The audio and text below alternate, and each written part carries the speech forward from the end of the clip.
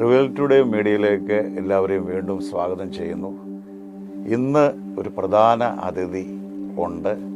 അദ്ദേഹം Chengannur ALFC ചർച്ചിൻ്റെ പാസ്റ്ററായിരിക്കുന്ന pastor ജെറു ജേക്കബാണ്. അദ്ദേഹത്തെ ഇതിലേക്ക് സ്വാഗതം ചെയ്യുന്നു. God bless you. പക്ഷേ ഇന്ന് നമ്മൾ കൂടി വന്നിരിക്കുന്നത് നമുക്ക് ആത്മീയമായ കാര്യങ്ങളിൽ എനിക്ക് ചെറുപ്പം മുതലേ അറിയാവുന്ന ആളാണ്. ഇന്ന് രക്ഷയിലേക്ക് എനിക്ക് തോന്നുന്നു ഞാൻ വരുന്നതിന് മുമ്പ് തന്നെ രക്ഷയുടെ അനുഭവത്തിലേക്ക് വന്ന ആളാണ്. അപ്പം അത് വന്നത് മാത്രമല്ല, ഇന്നൊരു സഭയുടെ പാസ്റ്ററിങ്ങും അതുപോലെ വർഷിപ്പ് ലീഡ് ചെയ്യുന്ന കാര്യങ്ങളെല്ലാം ആയിരിക്കുന്നു. അപ്പോൾ ചുരുക്കമായി ഒന്ന് പരിചയപ്പെടുത്തിയതിന് ശേഷം ഒന്ന് ആ സാക്ഷ്യം ഒന്ന് പറയാം. Thank you pastor Shaji. ഇന്ന് ഈ ഒരു ഇൻ്റർവ്യൂവിലേക്ക് എന്നെ സ്വാഗതം ചെയ്തതിൽ ഏറ്റവും അധികം നന്ദി പറയുന്നു. ഞാൻ ഇപ്പോൾ 29 വർഷമായി യേശുവിനെ ഞാൻ അറിഞ്ഞിട്ട്, യേശുവിനെ രക്ഷിതാവായി സ്വീകരിച്ച് വിശ്വാസത്തിലേക്ക് വന്നിട്ട് 29 വർഷമായി. അതുപോലെ തന്നെ ഏകദേശം ഒരു 15 വർഷത്തോളമായി ഒരു സഭയുടെ ശുശ്രൂഷയുടെ അസിസ്റ്റൻറ്റ് പാസ്റ്ററായിട്ടും അതുപോലെ തന്നെ വർഷിപ്പ് ലീഡറായിട്ടും ഇപ്പോൾ ഞാൻ അപ്പോസ്തോലിക് ലിവിങ് ഫെയ്ത്ത് ചർച്ചിൻ്റെ കീഴിൽ ഞാൻ സേവനമനുഷ്ഠിക്കുന്നു. ഓക്കെ. അപ്പോൾ എനിക്കറിയാമായിരുന്നല്ലോ, നമ്മുടെ പ്രത്യേകിച്ച് ഓർത്തഡോക്സ് സഭയിലെ അല്ലേ, നമ്മളെല്ലാം ഒരു ഇടവകയായിരുന്നു ചെങ്ങന്നൂർ ബഥേൽ ഇടവക. അപ്പോൾ അവിടെ നിന്ന് ഇങ്ങനെ ഒരു മാറ്റം എന്തായിരുന്നു? അതിനുള്ളൊരു കാരണം എന്തായിരുന്നു? പെട്ടെന്ന് നമുക്കറിയാവില്ല, അങ്ങനെ ഒരു പാരമ്പര്യങ്ങളിൽ നിന്ന് പെട്ടെന്ന് വരാൻ ബുദ്ധിമുട്ടുള്ള കാര്യം ഒന്ന് വിവരിക്കാമോ? അത് ഞാൻ ഒരു ഓർത്തഡോക്സ് കുടുംബത്തിൽ, ഓർത്തഡോക്സ് വിശ്വാസത്തിൽ ജനിച്ചു വളർന്നതായുള്ള ഒരു കുട്ടിയാണ്. എൻ്റെ പിതാവ്, അദ്ദേഹത്തിന് 5 സഹോദരന്മാർ, 2 സഹോദരന്മാർ, 7 പേരുള്ളൊരു കുടുംബത്തിൽ എൻ്റെ പിതാവാണ് ഏറ്റവും ഇളയ ആൾ. ഞാൻ വളരെ ഓർത്തഡോക്സിൻ്റെതായുള്ള പാരമ്പര്യത്തിൽ തന്നെ ജനിച്ച് വളരുകയും എൻ്റെ പിതാവിന് ഏറ്റവും വലിയ ആഗ്രഹം എന്നെ ഒരു ഓർത്തഡോക്സിലെ ഒരു പുരോഹിതനാക്കണം എന്നുള്ളത്. അതിനുള്ളൊരു കാരണം എന്തുവായിരുന്നു? കുടുംബത്തിൽ തിരുമേനി ബിഷപ്പ് ഉണ്ടായിരുന്നല്ലോ. പൂത്തൂർ കുടുംബം എന്ന് പറയുന്ന കുടുംബമാണ്. ആ കുടുംബത്തിൽ ബിഷപ്പുണ്ട്, അതുപോലെ തന്നെ അച്ഛന്മാരുണ്ട്.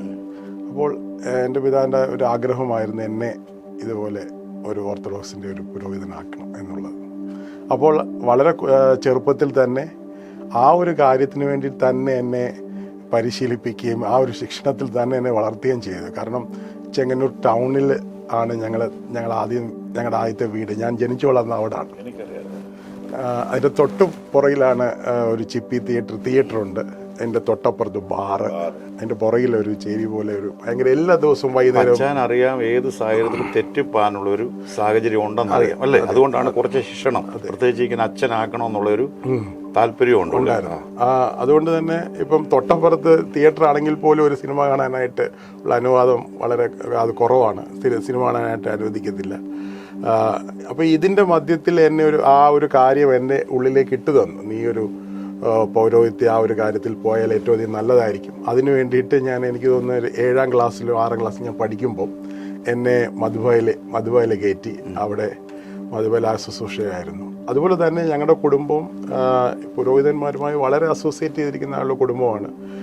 അച്ഛന്മാർ വീട്ടിൽ വരികയും അവരുടെ മക്കളെ എൻ്റെ മാതാവ് നോക്കുകയും അങ്ങനെ ഒരു വളരെയധികം അഗാധമായുള്ളൊരു ആത്മീയ ബന്ധത്തിലുണ്ടായിരുന്ന ഒരു സമയം. അതേക്കുറിച്ച് എനിക്കറിയാവുന്നൊരു കാര്യമാണ്, നിങ്ങൾ പ്രത്യേകിച്ച് ജെറുപാസ്റ്ററും പപ്പായും ഒക്കെ വിശ്വാസത്തിൽ വന്നപ്പോഴേ, ഇപ്പം ഞാനും ആ കാലയളവ് കുറച്ച് കഴിഞ്ഞാണല്ലോ വരുന്നത്.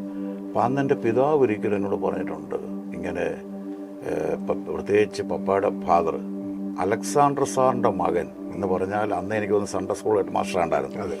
അലക്സാണ്ടർ സാറിൻ്റെ മകനാടാ ദേ പെന്തിക്കോസിലേക്ക് ഇറങ്ങിയിരിക്കുന്നൊരു കാര്യം. അപ്പം എനിക്കത് തന്നെയല്ല, നിങ്ങളുടെ കുടുംബത്തിൽ ഈ പറഞ്ഞ പോലെ അച്ഛന്മാർ ധാരാളം, എൻ്റെ പിതാവ് അറിയാമായിരുന്നല്ലോ, പള്ളിയും അങ്ങനെയുള്ള ആ ഒരു ബന്ധം പോലെ തന്നെ നിങ്ങളിലും ഞാൻ ആ കുടുംബത്തിൽ ധാരാളം പുരോഹിതന്മാർ വരുന്ന കണ്ടിട്ടുണ്ട്. അപ്പം അങ്ങനെ ഒരു കാര്യം കൂടെ എനിക്ക് ഓർമ്മയുണ്ട്. പറഞ്ഞു. അപ്പം ഇങ്ങനെ എന്നെ ഒരു പുരോഹിതനായി ആ ഒരു രീതിയിൽ നീ പോകണം എന്നുള്ള ഒരു കാര്യം കൊണ്ട് വളരെ എന്താ പറയുക, ഒരു മധുബായിക്കകത്ത് അങ്ങനെ ജീവിച്ചു. പിന്നെ എല്ലാ ദിവസവും വൈകുന്നേരം വളരെ അടുത്താണ് പള്ളി. അപ്പോൾ നടന്നു പോകുന്നു, വൈകുന്നേരം സന്ധ്യാനമസ്കാരം, അങ്ങനെയൊക്കെ അങ്ങനെ വീട്ടിൽ കുടുംബ പ്രാർത്ഥന, രാവിലെയും വൈകുന്നേരവും പ്രാർത്ഥന, അങ്ങനെ വളരെ ചിട്ടയായുള്ളൊരു കുടുംബമായിരുന്നു ഞങ്ങളുടെ.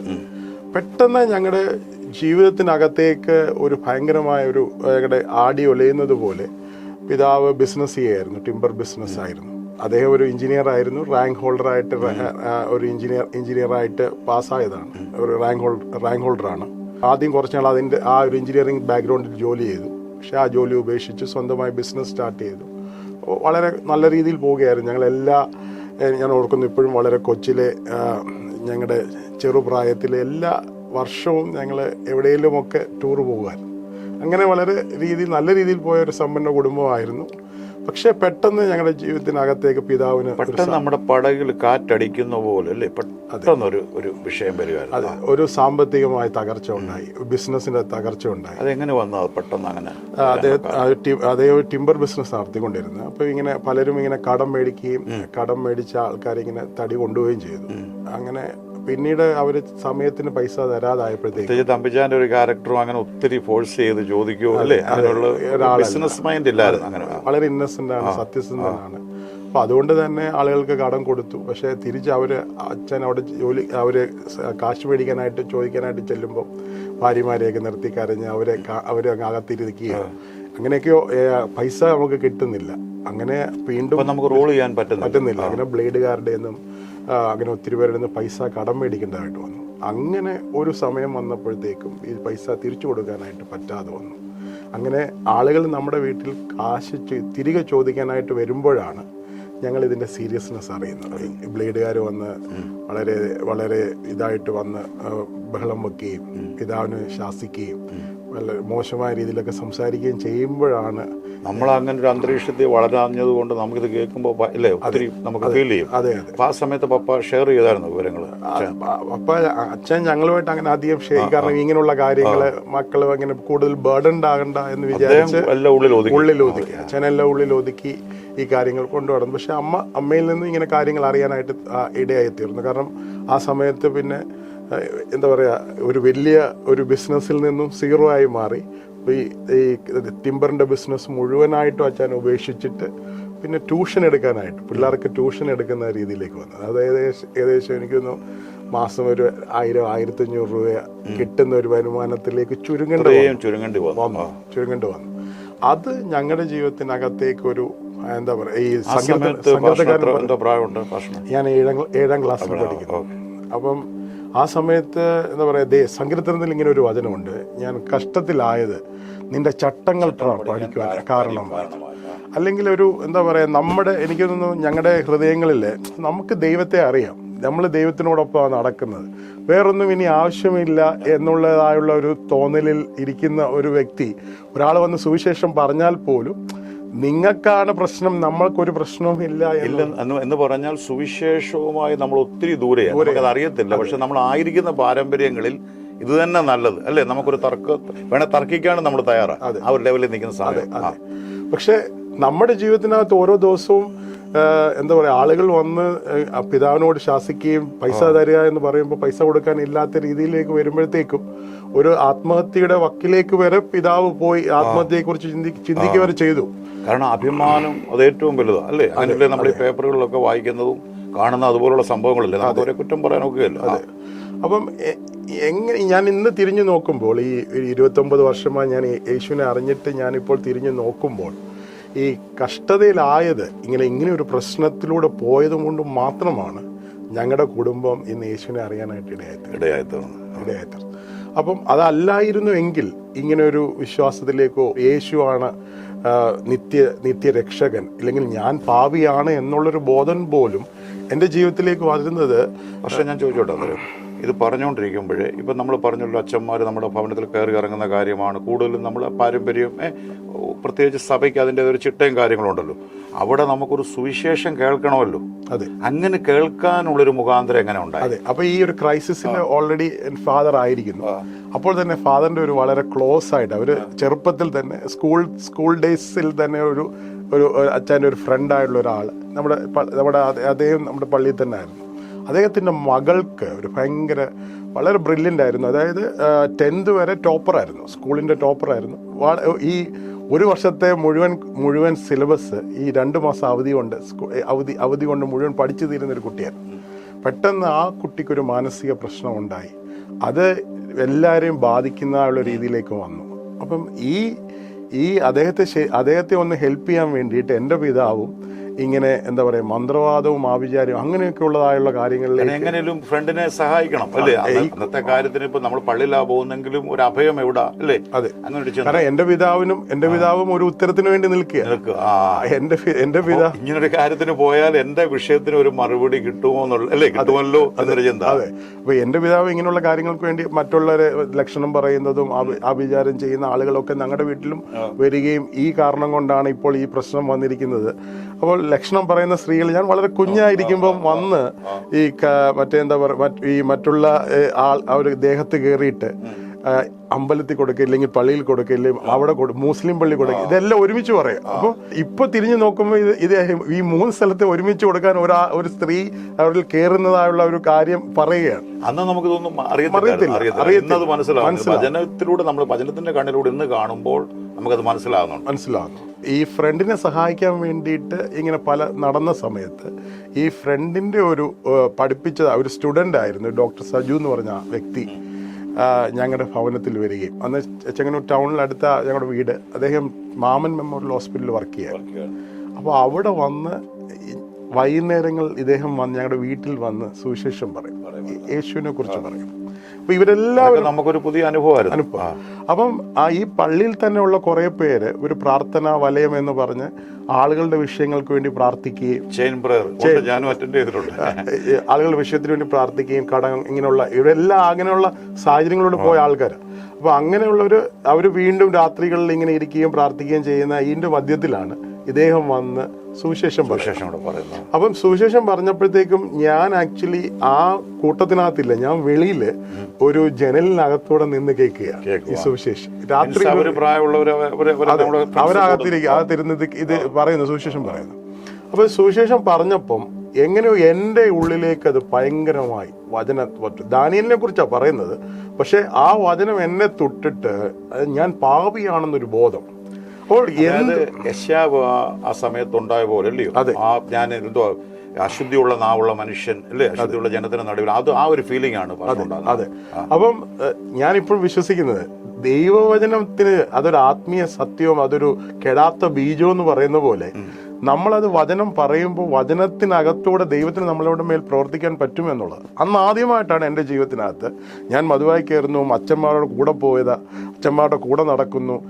എൻ്റെ ജീവിതത്തിനകത്ത് ഞാൻ പാപിയാണെന്നുള്ളൊരു ബോധം അന്ന് വരെ എൻ്റെ ജീവിതത്തിൽ വന്നിട്ടില്ല. മധുവായി കയറുന്ന ആളാണ്, എല്ലാ കാര്യങ്ങളുമാണ്. അതെ, അപ്പൊ സുവിശേഷത്തിന്റെ ആ എന്തോ അതിനകത്തെ ആ നീതി, അതിലൂടെ പരിശുദ്ധാത്മാവ് തരുന്ന പാപബോധം. അതെ അല്ലേ? അതെ, ഒരു സ്വയനീതി നമ്മളിൽ അങ്ങനെ വന്നതുകൊണ്ട് നമ്മുടെ ദൈവത്തിന്റെ നീതിയെ നമ്മൾ തിരസ്കരിച്ച് സ്വയനീതി എന്ന് പറഞ്ഞാൽ നമ്മൾ ചെയ്യുന്നല്ലോ. ഓക്കെ, എന്നെ സംബന്ധിച്ചിടത്തോളം ഞാൻ വളരെ കൊച്ചിലേ തന്നെ ഞാൻ ഇതിനകത്ത് ഞാൻ വേർതിരിക്കപ്പെട്ട് ഞാൻ മധുവായിക്കകത്ത് പോകുന്നു, അവിടെയുള്ള കർമ്മങ്ങൾ ചെയ്യുന്നു, അവിടെയുള്ള കാര്യങ്ങൾ ചെയ്യുന്നു. എന്നെ സംബന്ധിച്ചിടത്തോളം പറഞ്ഞ പോലെ ഒരു സിനിമയ്ക്ക് പോലും വിട്ടിട്ടില്ല. ആ ഒരു ശിക്ഷണമാണ്. അതെ, ആ ഒരു രീതിയിൽ എന്നെ വളർത്തി. അല്ലെങ്കിൽ വേറൊരു രീതിയിൽ മദ്യപിക്കുകയോ അല്ലെങ്കിൽ എൻ്റെ ഫ്രണ്ട്സ് പോയതായുള്ള ഒരു ഗോളത്തിലും ഞാൻ പോയിട്ടില്ല. അപ്പൊ എന്നെ സംബന്ധിച്ചിടത്തോളം ഞാൻ അവരെക്കാളും ഏറ്റവും ശ്രേഷ്ഠനാണെന്നുള്ളൊരു തോന്നൽ എന്നിലേക്ക് വരാനായിട്ട് തുടങ്ങി. പക്ഷേ അന്ന് ദൈവവചനം പറഞ്ഞപ്പോൾ ആദ്യമായിട്ടാണ് ഇന്ന് ഞാൻ മരിച്ചാൽ സ്വർഗത്തിൽ പോകത്തില്ല എന്നുള്ളൊരു ബോധം എന്നിലേക്ക്, ഹൃദയത്തിലേക്ക് ഇറങ്ങി വന്നു. ആക്ച്വലി പപ്പായ്ക്കായിരുന്നു പ്രശ്നം. പപ്പായാണ് ആദ്യം ഇത് സ്വീകരിക്കേണ്ടത്. അതെ, പക്ഷേ പൗലോസ് വചനം പറയുമ്പോൾ ലുദിയയുടെ ഹൃദയം കർത്താവ് തുറന്നെന്ന് പറഞ്ഞ പോലെ ജെറുബറിന്റെ ഹൃദയമാണ് ദൈവം ഡയറക്റ്റ് തുറക്കുന്നത്. അതെ അതെ. അപ്പം അന്ന് രാത്രി മുഴുവൻ ഞാൻ ഇരുന്ന് കരയാൻ തുടങ്ങി. അന്ന് രാത്രി ഫുൾ കരയാണ്. അപ്പോൾ എന്തിനാ ഞാൻ കരയെന്ന് അറിയത്തില്ല. പക്ഷെ ഞാൻ കാണുകയാണ് ഒരു കറുത്ത ഇതുപോലെ എൻ്റെ ഉള്ളിൽ നിന്ന് എന്തൊക്കെയോ ഇങ്ങനെ മാറിപ്പോകുന്നത് പോലെ എൻ്റെ ഉള്ളിൽ അന്ന് രാത്രി ഫുൾ കരയാണ്. പക്ഷെ എന്നെ ആരും ഒന്ന് യേശുവിലേക്ക് ലീഡ് ചെയ്യാനോ കറക്റ്റായിട്ട് ലീഡ് ചെയ്യാനോ ഒന്നും അന്ന് മാർഗമില്ല. ഞാൻ ഇങ്ങനെ ഇരുട്ടത്തിരുന്ന് വചനം കേട്ടു എൻ്റെ ഉള്ളിലേക്ക് ഒരു പാപബോധം വന്നു. അതിനുശേഷം പിതാവിന് എൻ്റെ ഫാദറിന് ഒരു അസുഖം വന്നു. അപ്പോൾ അതിന് മരുന്ന് മേടിക്കാൻ എന്നെ ഈ ഡോക്ടർ സജുവിൻ്റെ അദ്ദേഹം താമസിക്കുന്ന സ്ഥലത്തേക്ക് എന്നെ വിട്ടു. അപ്പോൾ അവിടെ ചെന്നപ്പോൾ അദ്ദേഹം പാട്ട് പാടിക്കൊണ്ടിരിക്കുക. അപ്പോൾ നമ്മളെ ഓർത്ത് പ്രാർത്ഥനയല്ലേ, കുറച്ച് കഴിഞ്ഞിട്ട് നമ്മളെ ബുദ്ധിമുട്ടിക്കണ്ടെന്ന് വിചാരിച്ചിട്ട് ഞാൻ വെളിയിൽ നിൽക്കുക. ഒരു അരമണിക്കൂർ കഴിഞ്ഞിട്ട് അദ്ദേഹം പാട്ടും പ്രാർത്ഥനയും നിർത്തുന്നില്ല. പിന്നെ ഞാൻ കതവിൽ മുട്ടിയിട്ട് ഇങ്ങനെ പിതാവിൻ്റെ ഈ ഒരു മെഡിസിന് വേണ്ടിയിട്ട് വന്നതാണെന്ന് പറഞ്ഞു. പക്ഷെ ഞാൻ ഇന്നലത്തെ അനുഭവം പറയാനായിട്ട് ഇടയായത്, ഇന്നലെ രാത്രി ഞാൻ അദ്ദേഹത്തോട് ഷെയർ ചെയ്തു. അങ്ങനെ ഞാൻ ഷെയർ ചെയ്തപ്പോൾ അദ്ദേഹം എല്ലാം നിശബ്ദമായിട്ട് ഇത് കേട്ടുകൊണ്ടിരുന്നു. അതിനുശേഷം എന്നെ യേശുവിലേക്ക് വളരെ സ്ലോ ആയിട്ട് ഗ്രാജുവലായിട്ട് അദ്ദേഹം എന്നെ ലീഡ് ചെയ്യാൻ. അപ്പോൾ ഞാൻ ചെറുപുറത്ത് പറഞ്ഞുകൊണ്ടിരിക്കുമ്പോഴേ ശരിക്കും പറഞ്ഞാൽ ഈ സുവിശേഷ സത്യം ജനങ്ങളിലേക്ക് ചെല്ലാതിരിക്കാനായി പിശാച് ശരിക്കും ബ്ലോക്ക് ചെയ്യുന്നുണ്ടല്ലോ. ഉണ്ടല്ലോ. അതാണ് എല്ലാം ഉണ്ട്, ഞങ്ങൾക്കെല്ലാം റെഡിയാ. പക്ഷെ ഇത് വന്നാലേ ജനങ്ങൾ രൂപാന്തരം വരത്തുള്ളൂ എന്നുള്ളത് ദൈവത്തിനും അറിയാം, പിശാചിനും അറിയാം. അതുകൊണ്ടാണ് ഇവനെ ഈ ബ്ലോക്ക് ചെയ്യുന്നത്. ഇല്ലേ? വചനം ഉണ്ടല്ലോ, അവിശ്വാസികളുടെ മനസ്സുണ്ടാക്കി വെച്ചിരിക്കല്ലേ, എന്തോ തേജസ്സിന്റെ സുവിശേഷം ശോഭിക്കാതിരിക്കാൻ. അപ്പൊ ആ തലേ രാത്രിയിൽ കേട്ടത് സത്യത്തെങ്കിൽ പിതാവിനോടും സ്നേഹിതരോടുമാണ് ഷെയർ ചെയ്തത്. പക്ഷെ മുറിയിലിരുന്ന് ജെറൂബ്രദറിന്റെ ഹൃദയത്തോട് ദൈവാത്മാവ് ഇടപെട്ടു. പക്ഷെ അത് പിറ്റേ ദിവസം അത് ശരിക്കും ഒരു ദൈവത്തിന്റെ ഒരു റൈറ്റ് ഡയറക്ഷനിലേക്ക് ദൈവം കൊണ്ടുപോവാണ്. അപ്പം അദ്ദേഹം എന്നെ യഥാർത്ഥമായിട്ട് യേശുവിലേക്ക് ലീഡ് ചെയ്തു. അപ്പോഴാണ് എനിക്ക് അതിന്റെ തലേ ദിവസം എനിക്ക് എന്നെ പാപബോധം ഉണ്ടായത്. എന്റെ ജീവിതത്തിൽ ഞാൻ പാപിയാണെന്ന് ആദ്യം ആലോചിച്ചേക്ക്. പാപബോധം എന്ന് പറഞ്ഞാൽ ഞാൻ മദ്യപിക്കുന്നില്ല, ഞാൻ മറ്റുള്ള രീതിയിൽ നടക്കുന്നില്ല, ഞാൻ മദ്യപിക്കാത്ത കയറുന്ന വ്യക്തിയാണ്. എല്ലാ ദിവസവും സന്ധ്യാനമസ്കാരത്തിന് പോകുന്ന ആളാണ്. രാവിലെയും പുരോഹിതന്റെ കൂടെ, അതായത് ഇപ്പൊ 50 നോയമ്പുണ്ടെങ്കിൽ 50 നോയമ്പ് രാവിലെ ഉച്ചയ്ക്കും വൈകിട്ടും എല്ലാം എത്രയൊക്കെ ഓർത്തഡോക്സ് സഭയിൽ ഇല്ലെങ്കിൽ ആ ഒരു അടുത്ത് ശുശ്രൂഷ ക്രമമുണ്ടോ അതിലെല്ലാം ഞാൻ അറ്റൻഡ് ചെയ്യുന്ന വ്യക്തിയാണ്. അപ്പം എന്നെ സംബന്ധിച്ചിടത്തോളം ഞാൻ പാപിയാണെന്നുള്ളൊരു ബോധം എൻ്റെ ജീവിതത്തിനകത്ത് അതുവരെ വന്നിട്ടില്ല. അന്ന് വചനം പറഞ്ഞപ്പോഴാണ് ഞാൻ പാപിയാണ്, ഇന്ന് ഞാൻ മരിച്ചാൽ ഞാൻ സ്വർഗത്തിൽ പോകത്തില്ല എന്നുള്ളൊരു കാര്യം എന്നെ ഹൃദയത്തിലേക്ക് വന്നു. അപ്പോഴും ഞാൻ യേശുവിനെ നീ സ്വീകരിക്കണം, യേശുവിനെ രക്ഷിതാവായി സ്വീകരിക്കണം എന്ന് അങ്ങനെ പാപബോധത്തിന്റെ ആദ്യ പടി, അതായത് പാപത്തെക്കുറിച്ച്, നീതിയെക്കുറിച്ച്, ന്യായവിധിയെക്കുറിച്ച് ബോധ്യം വരുന്ന പരിശുദ്ധാത്മാവ് ആദ്യം ഒരു പാപബോധം തന്നു. പിറ്റേ ദിവസം ആ രക്ഷയിലേക്ക്, അല്ലെ ദൈവത്തിന്റെ നീതിയിലേക്ക് എന്നെ നയിച്ചു. അങ്ങനെ യേശുവിനെ എൻ്റെ ജീവിതത്തിലേക്ക് സ്വീകരിക്കാനായിട്ട് ഇടയായി തീർന്നു. പക്ഷെ ഇവരെല്ലാവരും വളരെയധികം പ്രായമുള്ളവരാണ്, അവരത് അവിടെ മാറിയിട്ടില്ല, അവരുടെ പാരമ്പര്യങ്ങളും പ്രത്യേകിച്ച് പക്ഷെ എൻ്റെ ജീവിതത്തിൽ സംബന്ധിച്ചിടത്തോളം ഇവര് വചനം പഠിപ്പിക്കാൻ തുടങ്ങി. അപ്പോൾ ഞാൻ ചെയ്യുന്നതായുള്ള കാര്യങ്ങളും ഈ കാര്യങ്ങളും ഒക്കെ തെറ്റാണ് എന്നുള്ളൊരു രീതിയിൽ, അല്ലെങ്കിൽ ദൈവവചനത്തിൽ നിന്ന് എനിക്ക് ബോധം വരാൻ തുടങ്ങി. കാരണം കൂടുതൽ ബൈബിൾ വായിക്കാൻ തുടങ്ങി. ആ സന്ദർഭം ഇത് കഴിഞ്ഞാൽ പിന്നെ കൂടുതൽ വായിക്കാനായിട്ട് തുടങ്ങി. ഞാൻ ഒറ്റയ്ക്കിരുന്ന് ദൈവവചനം വായിക്കാൻ തുടങ്ങി. വചനം വായിച്ച് കുറെ രാവിലെ തൊട്ട് വൈകിട്ട് വരാൻ വചനം വായിക്കുമായിരുന്നു. അങ്ങനെ വചനത്തിന്റെ ഒരു ഭയങ്കര ഒരു ദാഹം ദൈവം എനിക്ക് തന്നു. അങ്ങനെ വചനം വായിച്ച് അങ്ങനെ ഒരു കാര്യം എന്നിലേക്ക് വന്നപ്പോഴത്തേക്കും ഞാൻ ഇപ്പോഴും ഓർക്കുന്നുണ്ട്, രാവിലെ ഇരുന്ന് വൈകുന്നേരം വരെ ദൈവവചനം വായിക്കുമായിരുന്നു. എങ്ങനെയോ ആ ഒരു ദാഹം ദൈവം എനിക്ക് തന്നു. അപ്പോൾ വചനം വായിക്കുന്നതിനകത്തൂടെ എനിക്ക് മനസ്സിലായി, കർത്താവ് നമുക്ക് വേണ്ടി സകലതും ചെയ്തു കഴിഞ്ഞു. നമ്മൾ ഇന്ന് ചെയ്യേണ്ടത് നമ്മുടെ ജീവിതത്തിനകത്ത് നമ്മുടെ ഹൃദയം തുറന്നു കൊടുക്കുക.